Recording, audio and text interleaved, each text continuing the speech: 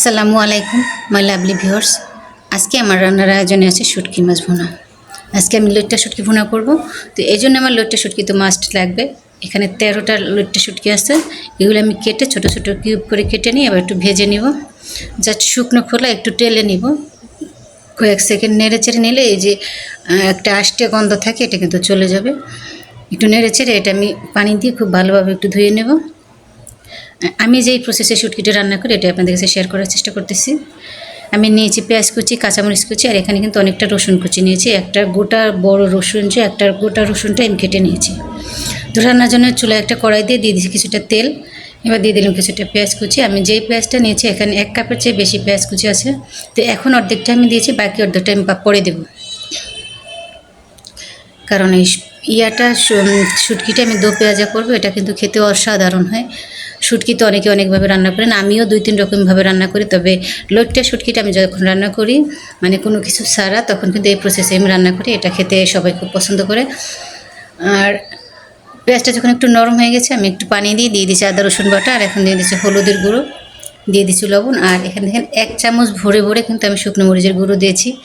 কারণ শুটকি মাছে একটু ঝাল হলে কিন্তু খেতে বেশি ভালো লাগে। আর ঝালটা যদি আপনারা আরও কেউ খেতে পারেন বা খেতে চান তাহলে কিন্তু দিতে পারেন।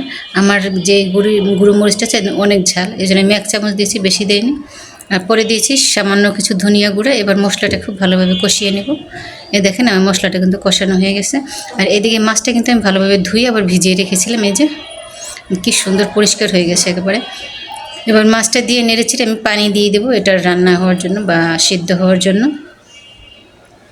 শুটকি মাছ কিন্তু রান্না করতে অনেক বেশি সময় লাগে তা কিন্তু না, খুব কম সময় খুব মজার একটা খাবার। আর শুটকি আমরা আসলে সবাই মোটামুটি পছন্দ করি।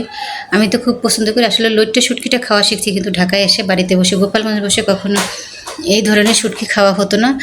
বেসিক্যালি আমাদের গ্রামে যে শুটকিগুলো হতো, পুঁটি মাছ, ছোটো মাছ, তারপরে যেগুলো হতো ওগুলোই খেয়ে অভ্যস্ত ছিলাম। তো এখন কিন্তু ওইটাও ভালো লাগে, আর লইট্টা শুটকিটা কিন্তু পাশাপাশি খুবই ভালো লাগে, খুবই পছন্দ করি। তো পানি দিয়ে 5-7 মিনিট রান্নার পরে দেখেন এই পানিটা কিন্তু শুকিয়ে কি সুন্দর একটা ঘন গ্রেভি হয়ে গেছে, মানে মাছটাও কিন্তু সিদ্ধ হয়ে গেছে। আমি বলেছিলাম আমি দো পেঁয়াজও করবো। এখন নামানোর আগে আমি সেই বাকি পেঁয়াজ কুচিটা দিয়ে দিচ্ছি, আর দিয়ে দিচ্ছি সেই রসুন কুচিটা। এই রসুনটা মানে শুটকিতে এই প্রসেসে বা এইখানে এসে যদি আপনারা ব্যবহার করেন, রসুনটা দেখতে সুন্দর হবে এবং খেতেও মজা হবে। রসুনটা যখন আপনারা শুটকির সাথে খাবেন দেখবেন আস্তে আস্তে আস্তে কিন্তু ভিতরটা গলে গেছে। এটা দেখতে অসাধারণ হয়। আর শুটকিটার সাথে রসুন কিন্তু খুব যায়, খুব ভালো লাগে। আর দিয়ে দিয়েছি 3-4টা কাঁচামরিচ কুচি। এবার একটু নেড়ে চেড়ে 2 মিনিট রান্না করব, অলমোস্ট এতেই হয়ে যাবে। কারণ আমার মাছটা কিন্তু একেবারে সিদ্ধ হয়ে গলে গেছে। এসে দেখেন, আপনারা চাইলে কিন্তু এই মাছটা কিন্তু এইভাবে চেপে চেপে ভেঙে দিতে পারেন। আমি অনেক সময় ভেঙেও রান্না করি, তো আজকে আস্তে আস্তে রান্না করবো, কারণ আস্তে আস্তে মাছটা খেতে বেশি ভালো লাগে।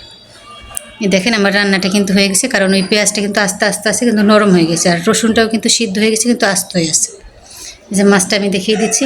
তো রান্না আমার শেষ। এবার আমি একটা বাটিতে সার্ভ করে আপনাদের দেখাচ্ছি কেমন হলো আমার রান্না। কমেন্ট করে জানাবেন, সবাই এইভাবে রান্না করে খাবেন। দেখেন আমি খেতে বসে গেছি।